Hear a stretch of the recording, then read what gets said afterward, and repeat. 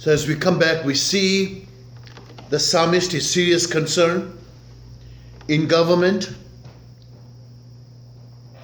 God as a one that will guarantee to him his salvation. And then thirdly, the psalmist wanted God to act with grace. With grace.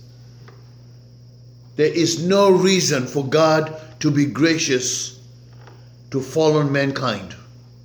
Absolutely no, God does not. But he is a gracious, loving God.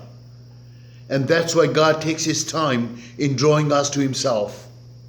So here we see in verses 123 and 124, listen to what the psalmist will say. He wants God to act in government as a guarantor. And then he also wants God to act with grace. How? In saving him. Psalms 1 verse 123 reads, "My eyes long for your salvation and for the fulfillment of your righteous promise." My eyes long for your salvation and for the fulfillment of your righteous promise.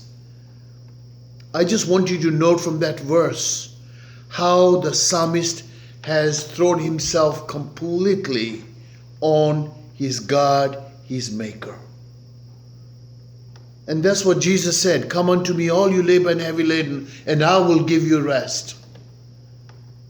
He said, "I have come that you may have life and have it abundantly." You see, here you see the analogy we can take, like one shipwrecked on an island. The person is longing to see the rescuer, maybe a sail of another boat coming through that will rescue him from despair. Like a soldier who has been separated from his unit, he has fallen behind the enemy lines. He looks out, hoping that his captain is not going to abandon him, but his captain is going to come. Even though he may feel faint, he may despair the time he is waiting. But he can trust that his captain is not going to leave him in the enemy territory. And that's what Jesus has done for us. And this is what the psalmist is saying. My eyes long for your salvation, for the fulfillment of your righteous promise. Right in the book of Genesis, when God sets the sentence on Satan for deceiving Eve, God said, "The seed of a woman, he will crush your head."